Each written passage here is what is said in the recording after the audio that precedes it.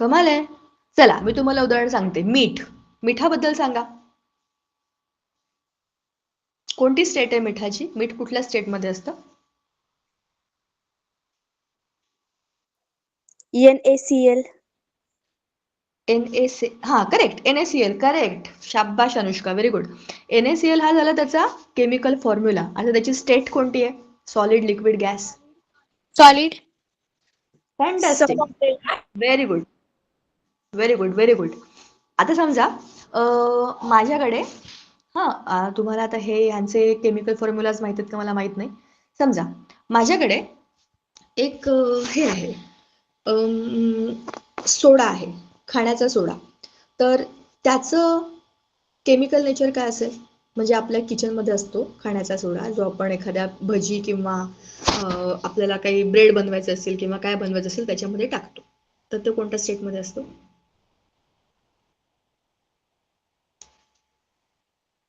ती पांढरी पांढरी पावडर असते बघा, तुम्ही पाहिली असेल तर.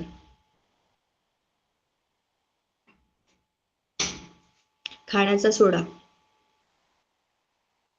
सॉलिड स्टेटमध्ये असते ना. पावडर म्हटलं मी तुम्हाला आता, म्हणजे ती सॉलिड स्टेटमध्ये असते. मग सांगा की त्याचं तुम्हाला केमिकल फॉर्म्युला माहिती आहे का? त्याला म्हणतात सोडियम बायकार्बोनेट. सोडियम बायकार्बोनेटचा फॉर्म्युला आहे NaHCO3. चला दुसरा सोपा प्रश्न. आपण जे इनहेल करतो, एअर इनहेल करतो, त्या एअरमधनं जो इम्पॉर्टंट गॅस आपल्या शरीरामध्ये जातो तो कोणता असतो? Ma'am oxygen. करेक्ट. मग त्याचा केमिकल फॉर्म्युला? O2. बरोबर. आणि त्याची physical state? Gas ma'am. Correct. म्हणजेच आपल्या आजूबाजूला असलेल्या गोष्टींचं आपण chemical nature, physical state, physical nature ह्या सगळ्या गोष्टी बघतो. आपल्याला जे 2 धडे आहेत, ऍसिड बेस सॉल्ट आणि दुसरं आहे केमिकल अँड फिजिकल चेंज, या दोघांचं तुम्हाला रिव्हिजन आठवतंय का? आपण बोललो होतो एखादं कच्चं फळ असेल झाडावरती, एखादं कच्चं केळ असेल, कैरी असेल. आता तर कैऱ्या आल्या असतील बघा, छोट्या छोट्या मोहरावरती एकदम टिंबा एवढ्या छोट्या छोट्या कैऱ्या तुम्हाला दिसल्या असतील काही ठिकाणी. त्या छोट्याशा कैरीचं म्हणजे एवढूशा फुलापासून एवढूशी कैरी, मग त्या कैरीपासून छोटी कैरी, मग एवढी मोठी, मग एवढी मोठी, आणि आंब्याच्या आकाराची कैरी. बरोबर. हे सगळे ट्रान्झिशन्स होतात. आणि मग त्यानंतर त्या कैरीला रंग बदलतो, वास बदलतो, आणि मग तुम्ही जेव्हा खाता तेव्हा आंब्याच्या रूपामध्ये त्याच्यामध्ये भरपूर गोष्टी तुम्हाला बदललेल्या दिसतात. बरोबर की नाही? कैरी आणि आंबा ह्या एकाच फळाच्या 2 वेगवेगळ्या गोष्टी तुम्ही टेस्ट करता. कैरी तुम्हाला माहिती आहे कशी लागते आणि आंबाही तुम्हाला माहिती आहे कसा लागतो, राईट? बरोबर. मग ह्याच्यामध्ये काय होतो? तो असतो केमिकल चेंज, राईट? तर आता केमिकल चेंज आणि फिजिकल चेंज बद्दल जे आपण बोललो, तर फिजिकल चेंज आपण कुठला बघितला की फिजिकल चेंजमध्ये त्याचं नेचर बदललं, म्हणजे साईज बदलली, त्याचा कलर बदलला, त्याचा वास बदलला. कैरीचा वास वेगळाच असतो, आंबट आंबट, पण आंब्याचा असा एक सुगंध असतो, मंद मंद सुगंध. त्याच्याकडे आपण अट्रॅक्ट होतो आणि आपण अजून एक आंबा पाहिजे असं म्हणतो. का बरं असं होतं? कारण की त्याच्यामध्ये काहीतरी केमिकल बदल झालेले असतात. आपला जो लेसन आहे फिजिकल अँड केमिकल चेंजेस, त्याच्यामध्ये हे फिजिकल चेंजेस पण आहेत. पण जेव्हा एखादं फळ आतून बदलतं, त्याच्यामध्ये आतून बदल झालेत म्हणजे काय झालं? त्याचा टेस्ट बदलली, त्याचं स्ट्रक्चर बदललं, आणि त्याला आपण काय म्हणतो की तो त्याचा फिजिकल चेंज झाला. बरोबर. दुसरा लेसन जो आहे फिजिकल अँड केमिकल चेंज, त्याच्या वरचा जो होता ऍसिड आणि बेस, त्याला मी ह्या एक्झाम्पलला कनेक्ट करणार आहे. कारण काय? आपण जे एक्झाम्पल घेतलं आहे कैरीचं, ती कैरी आंबट असते, आणि आंबट पदार्थ सगळे कोण असतात? कोणत्या नेचरचे असतात? Acidic, Acid. Basic, neutral. Perfect. Very good. आंबट गोष्टी ह्या ऍसिडिक असतात, त्याच्यामध्ये कुठलं ना कुठलं ऍसिड असतं, राईट? जसं आपल्याला माहितीये की लिंबामध्ये सिट्रिक ऍसिड असतं, बरोबर? तसंच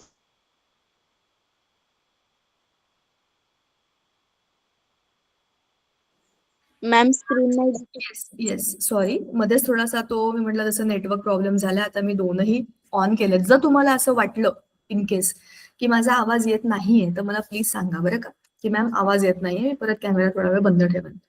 चला, तर मी दिसेन तुम्हाला हळूहळू. It is taking some time. मी आता स्क्रीनच शेअर करते. आपला जो फर्स्ट लेसन होता की नाही, ऍसिड, बेस आणि सॉल्ट, त्याच्यावरती आपण चाललो. आता आपण मगाशी जे बोललो आपल्या डिस्कशनमध्ये, एखाद्या पदार्थाचं फिजिकल नेचर, त्याचं केमिकल नेचर, आणि त्याच्या फिजिकल प्रॉपर्टीज, केमिकल प्रॉपर्टीज, या इन जनरल आपल्याला माहिती असतात.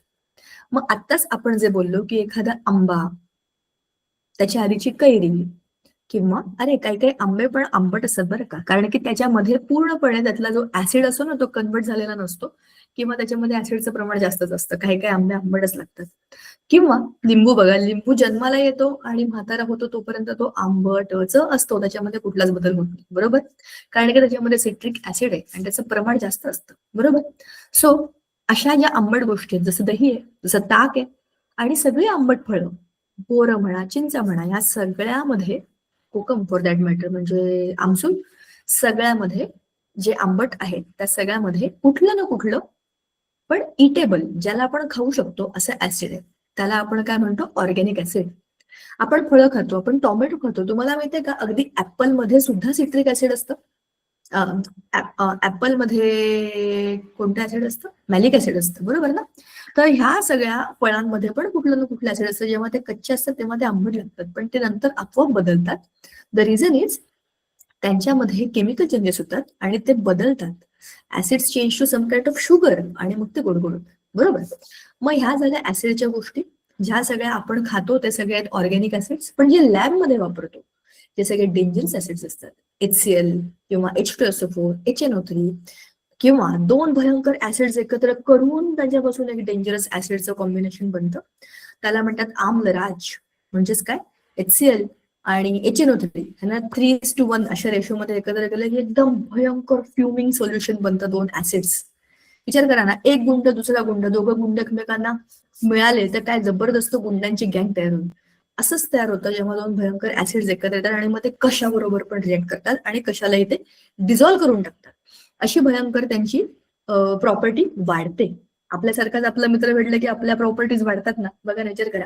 तुम्ही खूप बडबड करत असाल आणि बडबड मित्र भेटला की तुम्हाला आणखीन बोलावं असं वाटतं, अरे हे पण झालं रे, ते पण झालं रे, हे पण झालं. आणि तुम्ही खूप बोर असाल आणि तुम्हाला बोर व्यक्ती भेटली की मग चला ठीक आहे, तोही त्रास देत नाही, मी पण त्रास देत नाही, व्हेरी गुड. ओके नाही, आपण आपल्यासारखे लोक शोधतो, करेक्ट? सो ह्याचा अर्थ असा आहे की जेव्हा अशा पद्धतीचे रिएक्शन होतात तर त्याचं केमिकल नेचर आपण बघतो. जसं आपण ऍसिड्सचं बोललो, आता आपण बोललो मिनरल ऍसिड्स किंवा ऑर्गॅनिक ऍसिड्स, जे आपण नाही, इनऑर्गॅनिक ऍसिड्स. आणि ऑर्गॅनिक ऍसिड्स म्हणजे इटेबल ऍसिड्स, ठीक आहे? त्यांचा आपल्याला काही त्रास होत नाही. पण हे आहेत इनऑर्गॅनिक ऍसिड्स, जे की आहेत बर्न करणारे डेंजरस ऍसिड्स, ठीक आहे? ठीक आहे, आता ऍसिड झालं, तर दुसरं आहे बेसेस. दुसरं nature of substances is base. एक ऍसिड असेल तर एक बेस असतो. ऍसिड म्हणजे पूर्व दिशा, तर बेस म्हणजे ऍब्सोल्युटली वेगळी पश्चिम दिशा. दोघं एकमेकांच्या अपोजिट आहेत. कसं बरं? ऍसिड्स कसे असतात? असे एकदम फ्युमिंग आणि एकदम असे चिडलेले, रागावलेले, भयंकर वैतागलेले असे लोक. आपल्या आयुष्यामध्ये असे तुम्हाला मी उदाहरण देऊन हेच सांगितलं होतं. लोक म्हणजे बोलले की असं वाटतं कशाला बोललाय हा, त्यांचं बोलणंच तसं असतं, ऍसिडिक बोलणं असतं. दुसरे असतात बेसिक लोक, जे गोड गोड बोलतात आणि गपचूप पाठीत खंजीर खुपसून टाकतात. असे गोड बोलणारे मित्र जे आपण नसताना आपल्या पाठीमागे आपल्याला शिव्या घालतात आणि चार लोकांना आपल्याबद्दल चार नव्या गोष्टी सांगतात, ज्या नाही सांगायला पाहिजे, करेक्ट? पण असे जे असतात ते असतात बेसिस. असं मी तुम्हाला का म्हटलं? ऍसिडला तुम्ही हात नाही लावू शकत. स्ट्रॉंग ऍसिडला तुम्ही हात लावला की गेला तुमचा हात कामात नाही, खड्डाच पडेल, पूर्ण हात डॅमेज होऊन जाईल. पण बेसिस तुम्ही टच करू शकता. हे जे NaOH लिहिले ना इथे, NaOH, कॉस्टिक सोडा, NaOH, ह्याचे पॅलेट्स असतात, त्याला तुम्ही असं बोटात घेऊन बघू शकता. पण त्या ह्याच्यामध्ये तो काय करतो, असा हाताला मऊ मऊ लागतो, सॉफ्ट लागतो आणि आपली स्किन डिझॉल्व्ह करून टाकतो. म्हणजे आपल्याला मऊ वाटतो, पण तो आपली स्किन खात असतो म्हणजे डिझॉल्व्ह करत असतो स्वतः. सो असे असतात बेसेस. आणि या बेसेसचा वापर आपण कुठे करतो? सगळ्या साबणाच्या पदार्थांमध्ये. खाण्याचा सोडा, धुण्याचा सोडा, त्याच्यानंतर शॅम्पू, हँडवॉश, बरोबर? त्याच्यानंतर भांड्यांचा साबण, कपड्यांचा साबण, आंघोळीचा साबण, अजून काय असतं वॉशिंग मध्ये, काय काय क्लीन करण्याच्या याच्यामध्ये, जिकडे जिकडे फेस होतो तिथे तिथे सगळीकडे आपण बेसिस वापरतो, ठीक आहे? कळलं ऍसिड आणि बेसिस. पण आता एखादी गोष्ट समजा, मी तुम्हाला काय देऊ बरं आता सॅम्पल, आय डोंट नो, पण जसं मी तुम्हाला म्हटलं की एक बाटली घेतली आणि त्या बाटलीमध्ये एक लिक्विड, आणि ते लिक्विड काय सांगा बरं मला, मी तुम्हाला दिलं आणि सांगितलं सांगा रे मला हे लिक्विड काय, तर तुम्ही काय कराल? ते प्याल, बघाल काय आंबट आहे का? आणि खरंच एखादं स्ट्रॉंग ऍसिड असेल तर आपल्याला वास येतो, स्ट्रॉंग ऍसिडचा लांबून वास येतो, अरे बापरे डेंजर असेल. कोणी हँड रेस केलाय का? काय उत्तर द्यायचं असेल तर द्या बरं का. तुम्हाला सांगायचं असेल तर सांगा. कसं काय तुम्ही सांगणार मला की दिलेला जो पदार्थ आहे तो ऍसिड आहे का बेस आहे? टीचर सांगू का? सांगा.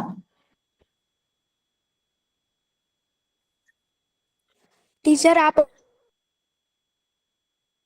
लिटमस पेपर घेऊन बघू शकतो. हा, पण लिटमस घ्यायची काय गरज आहे? मला तर असंच बघून कळेल ऍसिड आहेत का नाही ते. मॅम, जे बोला. स्ट्रॉंग ऍसिड असतं त्यामधून कधी कधी वाफ पण येते ना. बरोबर ना, मग झालं ना. मला वाफ नाही आली म्हणजे मग नाहीये ना ऍसिड. झालं, संपलं. मग कशाला लिटमस बिटमस खेळत बसायचं? का काही वेगळं उत्तर आहे?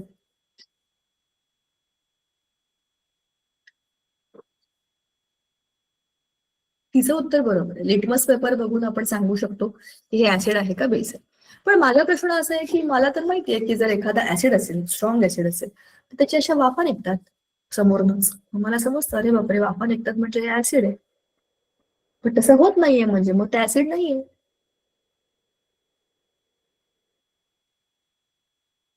मी सांगू का?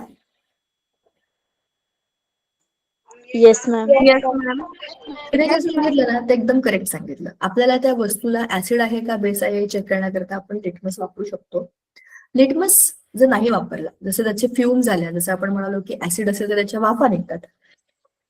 पण जर जर ते ऍसिड हे वीक ऍसिड असेल, म्हणजे काय वीक ऍसिड म्हणजे ऍसिड आहे पण त्यात पाणी घातलंय. ऍसिडच आहे पण पाणी घातले म्हणून त्याचं कॉन्सन्ट्रेशन झालंय कमी, पण ऍसिडच आहे ना. वाफ येत नाहीये म्हटलं, पिऊन बघितलं तर ते ऍसिडच आहे शेवटी. पाण्यात टाकले म्हणून काय झालं? डॅमेज तर करणारच ना मला. दुसरं, फक्त ऍसिडच्या फ्युम येतात आणि त्यातनं अशा वाफा निघतात आणि असं भयंकर त्याचा उग्र वास येतो वगैरे, हे ठीक आहे. बेसेसचं काय? बेस कसं ओळखणार तुम्ही? आणि ऍसिडही नाही आणि बेसही नाही अशाही काही वस्तू आहेत ना जगामध्ये. काय सगळेच ऍसिड आहेत आणि सगळेच बेस आहेत असं तर नाहीये. मग उरलेल्या वस्तूंना आपण कन्फर्म सांगायचं कसं की हा ऍसिड पण नाही आणि हा बेस पण नाही? हे सांगण्याकरता आपल्याकडे काहीतरी अशी पक्की वस्तू पाहिजे की जी सांगेल की ह्याचा अर्थ हाच आहे, ह्याचा अर्थ हाच आहे. म्हणून इंडिकेटरची गरज आहे. असं तर आपल्याला बघून पण काही काही सॅम्पल बघूनच समजेल, हा अरे बापरे विचित्र दिसतंय, याला फेस पेस आलाय काहीतरी, म्हणजे हा बहुतेक बेस आहे. कुठला बेस, किती स्ट्रॉंग आहे, हे काहीही समजत नाही. हे समजून घेण्यासाठीच आपल्याकडे इंडिकेटर्स आहेत जे आपल्या पुस्तकामध्ये ऑलरेडी दिलेले आहेत. तर इंडिकेटर्स आपल्याकडे असतात दोन प्रकारचे, सॉलिड आणि लिक्विड. सॉलिडमध्ये असतात लिटमस पेपर, ब्ल्यू आणि पिंक म्हणजेच red. Red litmus is indicator of acidity. लाल हा कलर हा डेंजरसाठी असतो. Anywhere you go you see red is indicator of danger. बरोबर, लाल म्हणजे काय की काहीतरी धोका आहे, काहीतरी डेंजर असेल असं लक्षात ठेवा. मग तुमचा ब्ल्यू कलरचा इंडिकेटर लिटमस पेपर जर लाल झाला, याचा अर्थ काय की तुमचं जे काही सोल्युशन आहे ते ऍसिड आहे. म्हणून त्याने ब्ल्यू कलरला लाल करून टाकलं की it is very dangerous, it is acidic. जर तुमचा लाल रंगाचा लिटमस ब्ल्यू झाला, त्याचा अर्थ की it's a base. The base for blue, acid for red. तुम्हाला जे लक्षात ठेवायचं कुठलं तरी एक लक्षात ठेवलं तरी पण दुसरं आपोआप लक्षात राहतं. ह्यातलं हे, ह्यातलं हे. मला तर खूप, मी जेव्हा तुमच्याकडे होते ना मला तर लक्षातच राहायचं नाही. काय कशाचं रेडचा ब्ल्यू, ब्ल्यूचा रेड, पण ऍसिड आहे का बेस आहे कसं काय लक्षात ठेवायचं? मग एकदा मी काय केलं, वहीमध्ये लिहिलं acid to base, base to acid. म्हणजे रेड टू ब्ल्यू आणि ब्ल्यू टू रेड असं पण लिहिलं. मग red to blue, blue for base असं लक्षात ठेवलं. अरे म्हणजे उलट म्हणजे ऍसिड. मग नंतर मला आणखी एक गोष्ट कळली की लाल हा रंग ऍसिडचा का असेल, कारण ऍसिड्स आर डेंजरस, आपल्याला माहिती असतं ते. दो बेसेस आर ऑल्सो डेंजरस, पण आपल्याला पहिल्यांदा डोक्यात ऍसिड म्हणलं की खूप विचित्र विचित्र गोष्टी पण आठवतात, हो की नाही? सो त्याचा अर्थ असा आहे की ऍसिड्स आर डेंजरस, आपल्याला माहिती आहे. आपण त्याला टच करायला जात नाही स्वतःहून. बेसेस बद्दल लोकांना एवढी माहिती नसते. आपण बिनधास्त वापरतो साबण बिबण, शॅम्पू, केस बीस धुण्याकरता, आणि मग कळतं केस गळायला लागले किंवा एकदम डॅन्ड्रफ सारखं झालं, स्किनला इचिंग व्हायला लागलं. हे कशामुळे होतं?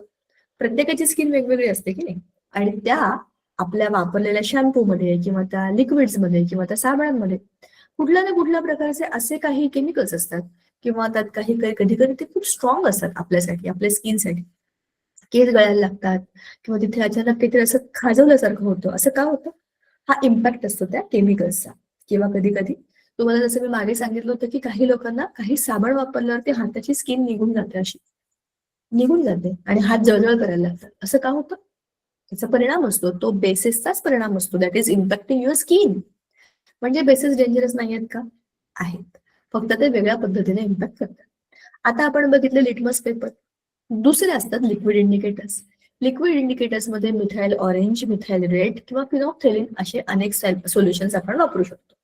मिथाइल ऑरेंजचा रंगच आपल्याला बाटलीमध्ये पडते दिसतो जसा ऑरेंज असतो, आणि मिथाइल रेडचा असतो लाल, बरोबर. मग ह्या दोघांचाही कलर चेंज होतो. ऑरेंज आणि रेड दोघांचाही होतो येलो जेव्हा ऍसिड मध्ये जातात तेव्हा, हो की नाही? बघा आपल्याला इथे कलर चेंजेस पण दिलेत. आणि फिनॉक्थेलिन हा असा कलरलेस असतो, पण जेव्हा तो बेसिक कंडिशन मध्ये जातो तेव्हा तो कलर बदलतो, light pink to dark pink. जेवढं बेसिक सोल्युशन तेवढं त्याचा डार्क कलर. आता मिथाइल ऑरेंजचा कलर मूळ तर ऑरेंज असतो, ऍसिड मध्ये पिंक होतो आणि अल्कलीमध्ये येलो होतो, सॉरी अल्कलीमध्ये येलो होतो. आणि हा ऍसिड मध्ये रेडच असतो पण अल्कलीमध्ये पण येलो होतो. म्हणजे हा दोघांचा कलर अल्कलीमध्ये येलो होतो, नॉट इन ऍसिड. ऍसिड मध्ये ते आहे त्याच रंगाचे असतात, ठीक आहे. सो असे आपले हे इंडिकेटर आहेत. आता इंडिकेटर वापरणं ही आपल्यासाठी एक महत्वाची गोष्ट आहे, to find out what is this given solution. पण आता मी इंडिकेटर कुठून आणणार? लिटमस पेपर कुठे मिळतात? किती रुपयाला मिळतात? संपले तर मला परत मिळतील का? मला तर प्रयोग करायला आवडतो. माझ्याकडे असलेली कुठली पण वस्तू, पाणी असेल, दही असेल, मीठ असेल, साखर असेल, कोणी हँड्रेस केलाय का? केला असेल तर तुम्ही बिंदास बोला. मी स्क्रीन शेअर केलेलं मला दिसत नाही तुम्ही काय हँड्रेस केला आहे नाही ते बोला. टीचर चुकीने झालं होतं. ओके. तर समजा असं मला मला असं फार हौस बरं का बघायची, डबक्यातलं पाणी आहे किंवा आरोचं पाणी आहे किंवा बोरचं पाणी आहे किंवा टँकरचं पाणी आलंय, असे अनेक पाण्याचे सॅम्पल मी घेतले. आणि मग त्या पाण्यामध्ये मी चेक करून पाहिलं की हे ऍसिडिक आहे का, हे ऍसिडिक आहे का, हे ऍसिडिक आहे का, हे ऍसिडिक.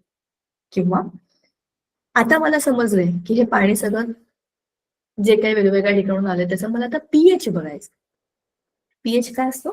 पीएच हा इंडिकेटर असतो की दिलेलं सॅम्पल हे किती ऍसिडिक आहे किंवा किती बेसिक आहे किंवा किती न्यूट्रल आहे.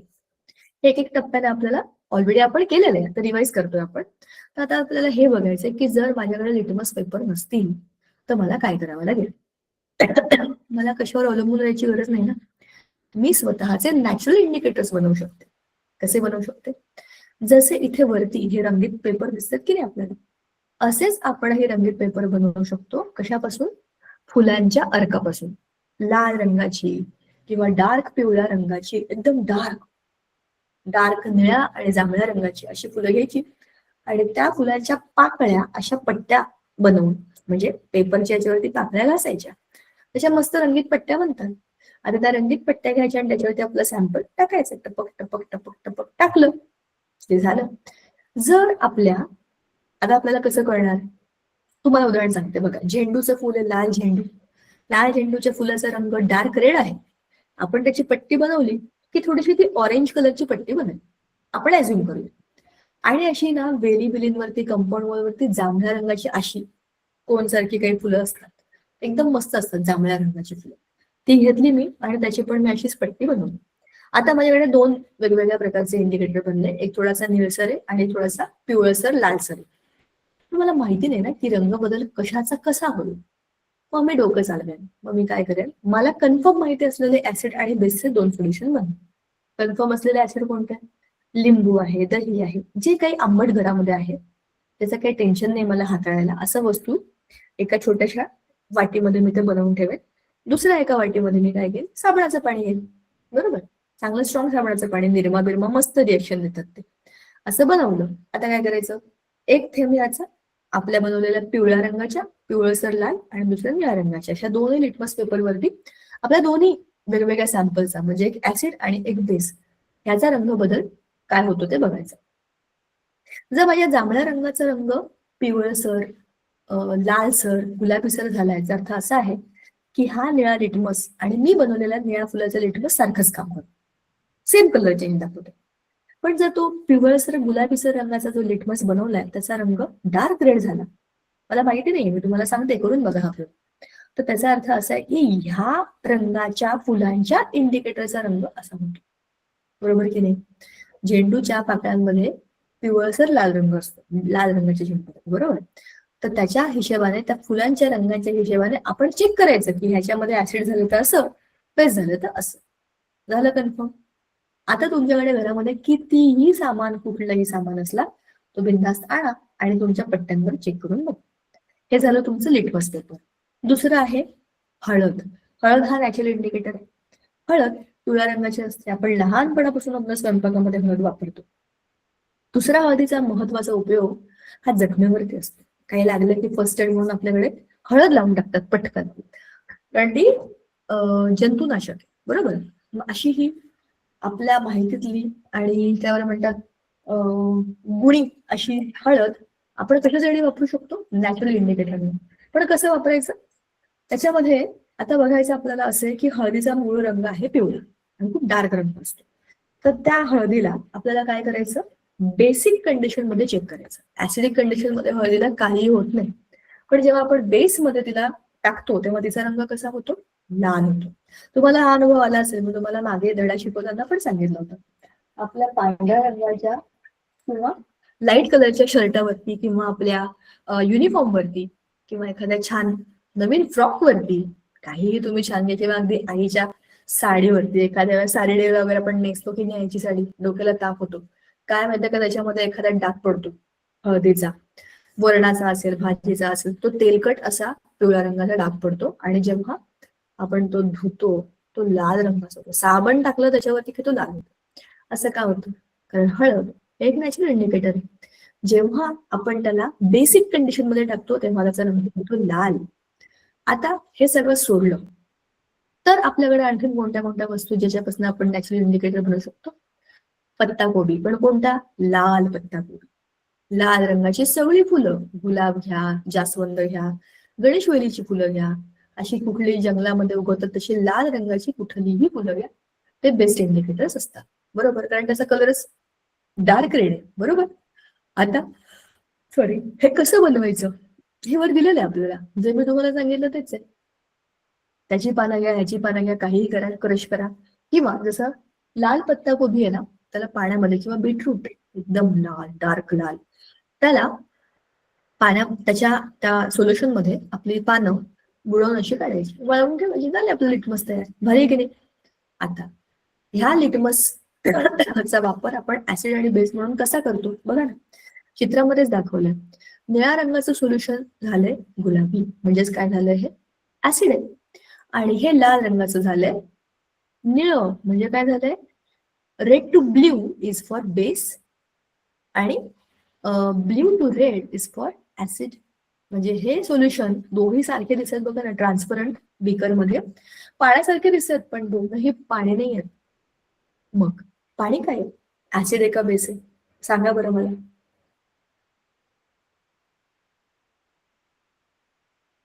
मॅम एकदा रिपीट करा क्वेश्चन. आपण जे मॅम पाणी बेस पाणी हे बेस आहे?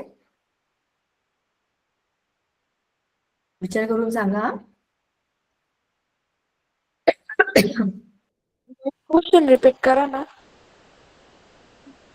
जे पाणी आपण पितो ते पाणी ऍसिड आहे का बेस आहे? ते मॅम न्यूट्रल बेस. आहे. न्यूट्रल आहे. बरं, आता जरा मी तुम्हाला कन्फ्युज करते. आपल्या पाण्याचा फॉर्म्युला आहे H आणि OH. आता पुस्तकामध्ये आपल्याला दिलेले आहे त्याचे डेफिनेशन. ऍसिडची डेफिनेशन काय आहे? ज्याच्यामध्ये H+ आयन आहे तो आहे ऍसिड, बरोबर. आणि दुसरं दिलंय आपल्याला बेस. बेस आपल्याला काय दिलंय बघा, कंडिशन, ज्याच्यामध्ये OH- आयन आहे तो आहे बेस, बघा ना. NaOH मध्ये OH- आहे. मग आता पाण्याचा फॉर्म्युला वरती लिहिलाय मी, HOH. याच्यामध्ये H+ पण आहे आणि OH- पण आहे. मग आता तुम्ही मला सांगा की हा ऍसिड आहे का हा बेस आहे? दोघी पण आहे मॅम. नॉर्मल पाणी जे आहे ना ते न्यूट्रल आहे. ते ऍसिड पण नाही, ते बेस पण नाही. का? जेव्हा ऍसिड आणि बेस एकत्र येतात तेव्हा जी रिएक्शन होते त्याला म्हणतात न्यूट्रलायझेशन. न्यूट्रलाइज होणं म्हणजे काय? जेवढ्या प्रमाणामध्ये H+ आले तेवढ्याच प्रमाणामध्ये OH- आले. बघा ना, दोन एकसारखे बैल जेव्हा एकमेकांना डोकं आपटतात, कुस्ती म्हणतात ना, बैल बुद्धी, एकमेकांना डोकं आपटतात, तर दोघांची सारखीच एनर्जी आहे, तर ते एकमेकांना आपटून खाली पडतात. सेम तसंच होतं. स्ट्रॉंग ऍसिड, स्ट्रॉंग बेस, दोघंही भांडखोदळ, चिडचिडे, एकसारखे, आगाऊ लोक एकत्र आले सोल्युशन, मग काय होईल? दोघांनी एकमेकांच्या प्रॉपर्टीज सारख्या एकमेकांना न्यूट्रलाइज केल्या आणि ते झाले झिरो. अशा कंडिशन मध्ये जे काही आपल्याला मिळतं ते असतं सॉल्ट प्लस वॉटर, आणि H2O हे स्वतःच पाणी आहे. ह्याच्यामध्ये H प्लस पण आहे, ह्याच्यामध्ये OH मायनस पण आहे, पण हा आयनिक कंपाऊंड नाहीये, हा कोव्हॅलंट कंपाऊंड आहे. कोव्हॅलंट आणि आयनिक तुम्हाला माहिती आहे ना? कोव्हॅलंट कंपाऊंड म्हणजे कोणता? ज्याच्यामध्ये शेअरिंग केलं जातं, इलेक्ट्रॉन्स एकमेकांबरोबर शेअर केले जातात, आणि आयनिक कंपाऊंड मध्ये ते शेअर केले जात नाहीत, तर दिले आणि घेतले जातात. तर अशा देवाणघेवाणीमध्येच आयन्स बनतात, पण ह्याच्यामध्ये तो प्रश्नच नाही, त्यांनी शेअर केलेला आहे, त्याच्यामुळे काय आहे? हा आहे एक कोव्हॅलंट कंपाऊंड. कोण? पाणी. दुसरं महत्वाचं, पाणी हा आपल्या पीएच स्केलवरती 7 वरती येतो, 7. 7च्या पुढे 14 पर्यंत सगळेच्या सगळे बेस आहेत. लक्षात ठेवा मुलांनो, हे खूप महत्वाचं आहे आणि याच्यामध्ये खूप मुलं चुकतात. का? काहीच कठीण नाहीये, पण कन्फ्युजन असतं किंवा लक्षात ठेवत नाही, हे माहिती म्हणून सोडत राहणार, ह्याच्यात चुका करतात. आणि 7 ते 0 डाव्या बाजूला हे सगळे ऍसिड्स असतात, राईट? तर 0 to 7 are acid, 7 to 14 are bases, 7 is neutral. मग आता आपण जे जे काही सगळे वेगवेगळे ऍसिड्स बोललो ते सगळे ह्या कॅटेगरी, जे आपण बेसिस बोललो ते या कॅटेगरीमध्ये, आणि पाणी, मीठ 7. ठीक आहे. आता आपल्याला काही काही एक्झाम्पल्स दिलेले आहेत बघा. विनेगर, ऑरेंज, चिंच, टमाटा, ह्या सगळ्यामध्ये कोणते कोणते नॅचरल किंवा ऑर्गॅनिक ऍसिड्स आहेत ते बघायचं. बरोबर. आता ऍसिड्सच्या प्रॉपर्टीज कोणत्या कोणत्या आपण बघितलं की ज्याच्यामध्ये H प्लस आयन दिला जातो तो कोण असतो? ऍसिड असतो. त्या सार इन टेस्ट आंबट असतात, तुम्हीच मला सांगितलं. त्यांच्या मॉलिक्युल्स मध्ये H प्लस आयन असतो, बरोबर. They react with metal to form the hydrogen gas. Okay. आता ही प्रॉपर्टी आपल्याला 9वीला येणार आहे, हे सगळं 9वीला येणार आहे तुम्हाला. ऍसिड्स बेसिस संपलं असं समजू नका, ते सुरू झालं आता 8वीला. तर acids react with metal to form the hydrogen gas, बरोबर ना? ऍसिड्स हे पाण्याबरोबर, मेटल बरोबर रिएक्ट करतात. समजा आपण एक एक्झाम्पल घेतलं, आपण HCl हे ऍसिड घेतलं, HCl, आणि मी एक मेटल घेतला, आपण घेऊया सगळ्यात रिएक्टिव्ह मेटल सोडियम,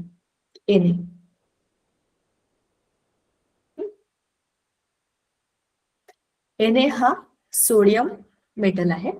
आता काय होईल? NaCl हेच एकमेकांबरोबर रिएक्ट करतील आणि काय बनला? H2 gas. म्हणजेच काय झालं? हा मेटल ऍसिड बरोबर म्हणजे H प्लस बरोबर रिएक्ट करतो आणि काय बनवतो? H2 gas. कारण काय? मी ही रिएक्शन बॅलन्स नाही केलेली आहे.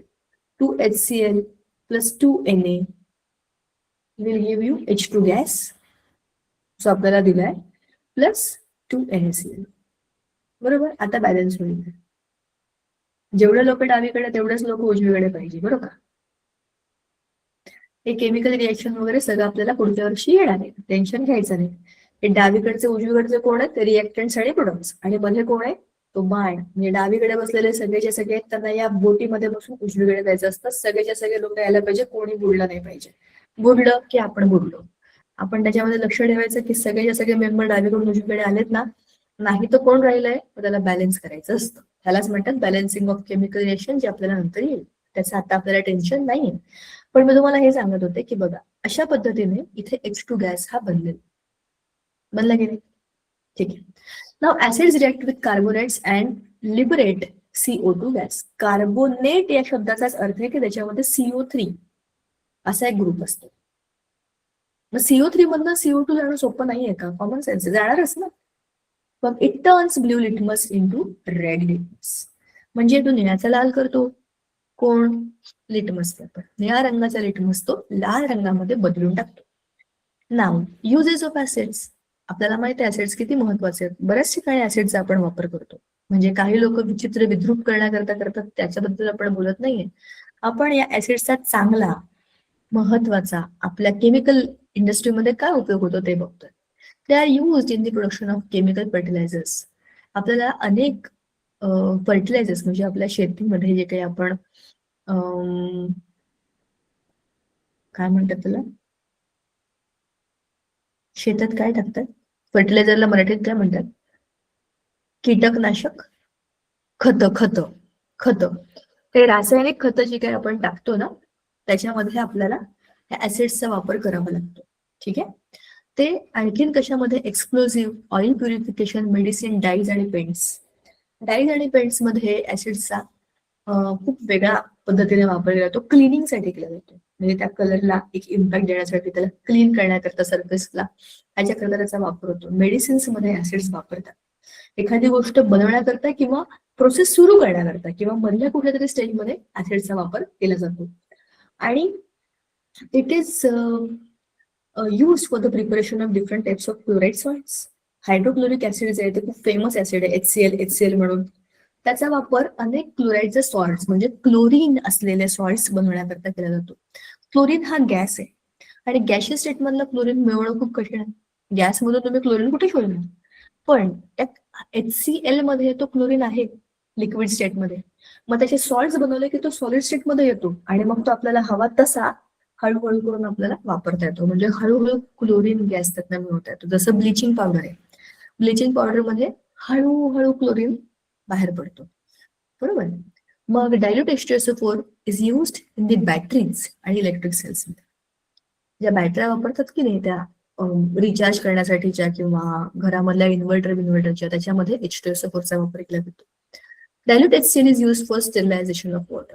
पाणी क्लीन करण्याकरता. Acid is used for making of white paper from wood pulp. लाकडाचा जो पल्प असतो त्याच्यापासून आपल्याला व्हाईट पेपर बनवायचा आहे. क्लीन व्हाईट पेपर याच्यावर आपण लिहितो. त्याला क्लीन करण्याकरता जिथे जिथे ब्लीच करायचं ना, स्वच्छ करायचं, तिकडे ऍसिडचा वापर केला जातो. नाव causticity of concentrated acid and base. Now, dissolution of concentrated H2SO4 in water generates large amount of heat. Therefore, for dilution of concentrated acid, it is slowly added to water. Never add water in the concentrated sulfuric acid. It will produce enormous heat and cause explosion. बघा, ह्याचा अर्थ काय आहे की आपल्याला dilute acid बनवायचं आहे. HCl म्हणा, H2SO4 म्हणा, कुठलंही ऍसिड जेव्हा आपल्याला डायल्यूट करायचं, strong acids are very dangerous. सगळ्याचे सगळे स्ट्रॉंग ऍसिड्स आपल्याला वापरण्याचं काय काम आहे? अगदी केमिस्ट्री लॅब मध्ये सुद्धा स्ट्रॉंग ऍसिड्सचा वापर होत नाही, सहसा होत नाही. जिथे जिथे गरज आहे तिकडे त्याचे आपण त्याला डायल्यूट करून वापरले जातात. मग स्ट्रॉंग ऍसिड्स बनवून ठेवलेले असतात, त्याच्यापासून आपल्याला हवे तसे ते बनवले जातात. समजा मला एका केमिस्ट्रीच्या लॅबच्या प्रयोगामध्ये डायल्यूट H2SO4 बनवायचंय. डायल्यूट म्हणजे पाणी घातलेलं. स्ट्रॉंग म्हणजे लिंबू. चला तुम्हाला सोपं उदाहरण देते मी. आपण डायरेक्ट लिंबू कट केलं आणि लिंबाची फोड खाल्ली, आपण स्ट्रॉंग सिट्रिक ऍसिड पितो. त्याच्यामध्ये सिट्रिक ऍसिड आहे, ते आपण आपल्याला असं का होतं? ते स्ट्रॉंग ऍसिड जे आपण खातोय ते खूप स्ट्रॉंग आहे ना, म्हणून आपण त्याला मीठ लावून काय काय करून खातो, कारण की ते आपल्याला खाता येईल. बरोबर. मीठ लावल्यामुळे काय होतं? त्याला पाणी सुटतं आणि ते खाताना आपल्यालाही जरा आपोआप डायल्यूट झाल्यासारखं होतं, कारण मीठ लागलं की वस्तू पाणी सोडते. कोणती पण कांद्याला मीठ लावा, ते आपोआप पाणी सोडतं. कुठल्याही भजी बिजी याच्यामध्ये तुम्ही बघा ना, मिश्रणामध्ये कांद्यामध्ये, बटाट्यामध्ये, कोणत्या पण गोष्टीमध्ये मीठ टाकून ठेवतात, जेणेकरून त्याला हळूहळू, कोबी असेल फॉर दॅट मॅटर, मंचुरियन करताना मीठ टाकलं की ते हळूहळू पाणी सोडायला लागतं. सेम लिंबामध्ये आपण जेव्हा मीठ टाकतो त्याला हळूहळू ते पाणी सुटायला लागतं आणि मग आपण ते खाल्लं की आपल्याला त्रास होत नाही. नुसतंच लिंबू खाऊन बघा, दॅट इज स्ट्रॉंग ऍसिड. पण त्याच लिंबाला तुम्ही पाण्यामध्ये दाबून त्याचं लिंबू सरबत करून प्यायला तर तुम्ही 2 ग्लासभर पण ते पिऊ शकता. बरोबर. असे 2 ग्लासभर तुम्ही कॉन्सन्ट्रेटेड लिंबाचा रस पिऊ शकता का? नाही पिऊ शकत. कारण ते स्ट्रॉंग आहे. मग आपण स्ट्रॉंग नाही वापरू शकत, तर आपण डायल्यूट करतो. सेम केस. आता मला लॅबमध्ये वीक किंवा डायल्यूट असं H2SO4 पाहिजे. मग आता H2SO4 मला बनवायचं आहे तर तुम्हाला पाणी घालायला पाहिजे. माझ्याकडे मोठ्या कंटेनरमध्ये ऍसिड आहे, त्याच्यामध्ये मी वरनं पाणी घातलं तर काय होईल? ऍसिड मध्ये पाणी घालणं म्हणजे ऍसिडचा अपमान. आधीच चिडलेला माणूस बसलाय खाली, तुम्ही त्याच्यावरनं दुसऱ्या एका माणसाला त्याच्यामध्ये टाकताय. हा भडकलेला आहे, हा काय करेल? खूप प्रमाणामध्ये हीट जनरेट करेल, भांडेल कुंडेल आणि भांड फोडून टाकेल आणि खाली सांडेल. म्हणून काय करतो आपण? तुम्ही विचार करा, आपल्या घरामध्ये जे चिडचिडे आणि भांडकुदळ लोक असतात ना, आपण त्यांच्या वाट्याला जात. खरंय की नाही मला सांगा बरं, खरं खरं सांगा, तुमच्या आजूबाजूला असं कोणी चिडकं भांडकुदळ आहे का? तुम्ही त्याच्याशी कसं डील करता सांगा बरं. मला एक उदाहरण सांगा, कोण आहे तुमच्या आजूबाजूला असं आणि तुम्ही काय करता?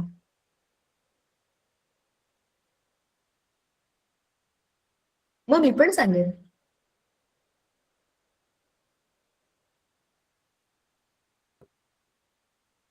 अरे कमॉन, तुम्ही मला सांगू शकता, मी पण सांगणार आहे तुम्हाला एक मज्जा.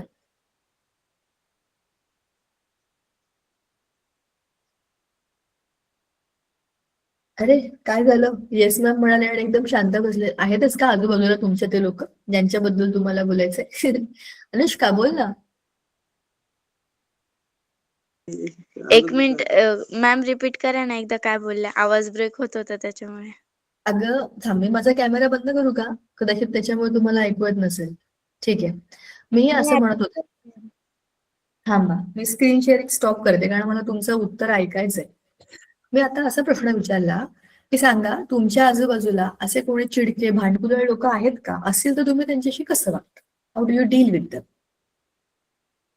मॅम रिपीट करा. टीचर भावाचीच होती जास्त भांडण.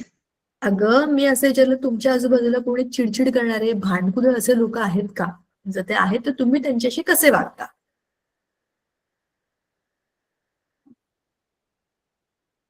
अनुष्का काहीतरी म्हणत होती, माझी चिडचिड होते म्हणजे तूच भांडकुदळ आहेस की काय? नाही टीचर, माझी नाही, मग माझ्या भावाची आणि माझी होती भांडण. म्हणजे दोघांपैकी कोणतरी असं असेल ना जो खूप लगेच चिडतो, काही म्हटलं नुसती पेन्सिल घेतली तरी पण भडकतात, असे पण असतात मोठे किंवा छोटे, लहान बहीण भाऊ कोणी असतं असं. मग त्याच्यावर वाद होतात, हो की नाही? असं तुमच्या आजूबाजूला असेल कोणी तर तुम्ही त्याच्याशी कसं डील करता असा प्रश्न विचारला ना मी. मग सांगा, तुमच्या आजूबाजूला असं कोणीच नाहीये? सगळे सभ्य लोक आहेत तुमच्या बाजूला? सगळे सॉल्ट आहेत की काय? कोणीच ऍसिड नाही? येस मानसी सांग ना. मॅम माझा भाऊ आहे. आमच्या चिडचिडा, दोघांची सतत भांडण होत भांडकुदळ. असते. गुड. मग काय वस्तूंवरनं. करता तुम्ही असं भांडण होतं तेव्हा? त्यामुळे आम्ही डील करतो की पेन्सिल घेतली, रबर घेतली होती. जर मी त्याची पेन्सिल आता घेतली तर नंतर तो माझी कोणती पण वस्तू घेणार असं. ओके, म्हणजे मग तुम्ही ठरवता की मी तुझी एक वस्तू घेईन आणि तू माझी एक वस्तू घ्यायची. Yes ma'am. ओके, म्हणजे भांडण कमी करण्याचा प्रयत्न करता. बरं, येस. मी सांगू का मी काय करायचे? मी अजून पण तेच करते. आमच्या घरामध्ये ना सगळ्यात चिडचिडी आणि भांडकुदळ खरं सांगायचं तर ना लहानपणापासून मीच आहे. का माहितीये का? मला ना बेशिस्तपणा आणि ना टाइमपास करायला आवडत नाही. म्हणजे काय, होमवर्क दिलाय ना, मग पटकन बसा आणि होमवर्क करून घ्या आणि मग खेळा ना 2 तास, कोण नाही म्हणतंय. आणि माझा भाऊ उलटा होता. म्हणजे सगळे भाऊ असंच असतात, त्यांना खेळायला खूप आवडतं. बाहेर खेळायचं, मग टाइमपास करायचा, थकून रात्री 9-9:30ला घरी यायचं, सगळं होमवर्क तसंच पडलेलं असायचं. मग असं त्याला ओरडा मिळायचा, मला खूप आनंद व्हायचा. मग तो बिचारा माझ्याकडे यायचा, मला वाचव ना, मला सांग ना काय करायचंय, पटकन होमवर्क होईल. मग मी म्हणायचे, हट, आता तू तुझ्या तुझ्या कर्माची फळं भोग. आणि मग त्याला मी भरपूर धपाटे खायला सोडून द्यायचे. हे कधी आम्ही लहान होतो तेव्हा. पण मला नंतर समजलं आयुष्यामध्ये, मला माझ्यासारखे लोक जेव्हा भेटले, भांडकुदळ आणि चिडचिड. भांडकुदळ म्हणजे जे चूक आहे ते चूक आहे, जे बरोबर आहे ते बरोबर आहे, हे सांगणं म्हणजे काय भांडणं नसतं. पण काही लोकांना पटत नाही ना ते. मग मी कॉलेजमध्ये गेल्यावरती मला असे लोक समजले की जे कुठल्याही गोष्टीवर भांडू शकतात, ते प्युअर भांडकुदळ लोक होते. मग मला कळलं मी खूप चांगली आहे जगात त्यापेक्षा. आणि मग मला हे समजलं की अशा लोकांपासून आपण दूर राहायला पाहिजे. सगळ्यात बेस्ट, जसं स्ट्रॉंग ऍसिड असेल तर ते आपल्या अंगावर पडलं की ते आपल्याला डॅमेजच करणार आहे, बरोबर ना? एक तर तुम्ही स्ट्रॉंग ऍसिड बरोबर राहिला तर तुम्हाला स्ट्रॉंग बेस व्हायला पाहिजे. नाही तर त्या स्ट्रॉंग ऍसिडला आपल्या आजूबाजूला फिरकूच द्यायचं नाही, त्याचा कुठलाच इम्पॅक्ट आपल्यावर होऊ द्यायचा नाही. ह्या 2 गोष्टी म्हणजे आपलं सोल्युशन आहे. व्हॉट्स आहे, बरोबर की नाही? जर तुमचा एखादा मित्र अतिशय भांडकुदळ, अतिशय कटकट्या, काय काय म्हणता येईल त्याला, सगळं डोक्याला ताप आहे, पण तुम्ही पण त्याच्याशी तसं एकदा वागून बघा आणि मग त्याला कदाचित अनुभव येईल की अरे मी जे काही करतो त्याच्यामुळे ह्यालाही बहुतेक असंच होतंय. सुधारलं तर सुधारलं, नाही तर कमीत कमी आपल्या वाट्याला तर येणार नाही, हो की नाही? सो माझ्यासाठी तर हेच सोल्युशन आहे. एक तर त्याला न्यूट्रलाइज करून घ्यायचं, आपण त्याच्यापासून दूर राहायचं. तेच आहे dissolution of concentrated acid. In water. म्हणजे काय करायचं, पाणी घ्यायचं आणि पाणी आपलं चांगलं आहे, न्यूट्रल आहे, पाण्याचा काही बिचारायचा त्रास नाही, एकदम चांगलं आहे पाणी, न्यूट्रल, सभ्य, सात्विक. आणि मग त्याच्यामध्ये आपल्या भांडकुदळ ऍसिडला कोपऱ्याने हळूहळू हळूहळू हळू टाकायचं आणि दुसरीकडनं त्याला इकडे कंटिन्युअसली विरघळवत ठेवायचं. असं एवढं सगळं करून पण हे जे खालचं सोल्युशन बनतं हे अतिशय तापलेलं, कडक तापलेलं असं. आपल्याला हे जे भांड आहे ना, हे पूर्ण भांड अतिशय गरम होतं, चटके बसतात इतकं गरम होतं. कारण काय, ऍसिड मध्ये पाणी टाकलं किंवा पाण्यामध्ये ऍसिड टाकलं, कुठली तुम्ही पद्धत बघितली तरी पण ऍसिड्स, कॉन्सन्ट्रेटेड ऍसिड्स कोणते, हे इनऑर्गॅनिक ऍसिड्स, ह्यांना जेव्हा आपण डायल्यूट करतो तेव्हा त्याच्यामध्ये हीट प्रोड्यूस होते. त्याच्या पार्टिकल्स मध्ये जेव्हा पाणी जातं तेव्हा ते काय करतं, इट ऑक्युपाइज द स्पेस, आणि मग ते काय करतं, त्याच्या प्रॉपर्टीज बदलून टाकतं आणि खूप जास्त प्रमाणामध्ये हीट प्रोड्यूस करतं. म्हणून हे काम एकदम शांतपणे हळूहळू करून ठेवायचं असतं.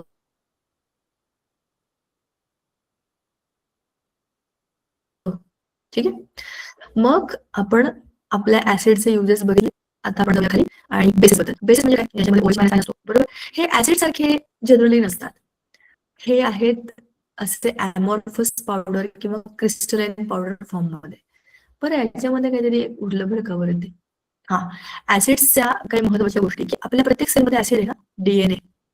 आपल्या पोटामध्ये पण ऍसिड आहे, जे आपण काही अन्न खातो की नाही, ते सगळं डायजेस्ट करण्याकरता आपल्या पोटामध्ये स्ट्रॉंग HCl आहे.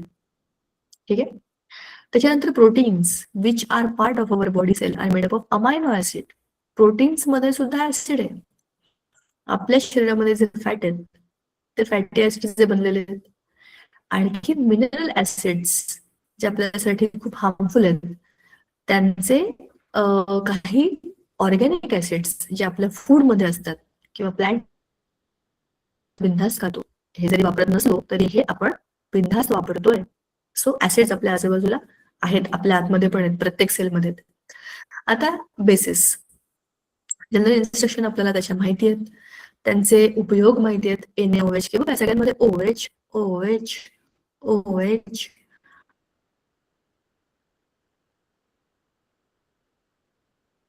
OH आणि OH झाले सगळे हायड्रोक्साईड तयार. आता या अल्कली त्यांची चव कडू असते आणि Na आहे, आणि Na हा मेटल आहे आणि हा त्याचा हायड्रोक्साईड आहे. ठीक आहे ना. तर हे काय आहेत, मेटल ऑक्साइड्स किंवा मेटल हायड्रोक्साइड्स हे बेसिक असतात. आणि काय होतं, न्यूट्रलायझेशन हा धड्याचा शेवटचा भाग. आपण जे बोललो होतो की जेव्हा ऍसिड आणि बेस एकत्र येतात तेव्हा काय बनतं, salt plus water. Correct. So ही आहे आपली केमिकल रिएक्शन न्यूट्रलायझेशनची. तर अशा पद्धतीने आपण हा धडा आपला संपवलेला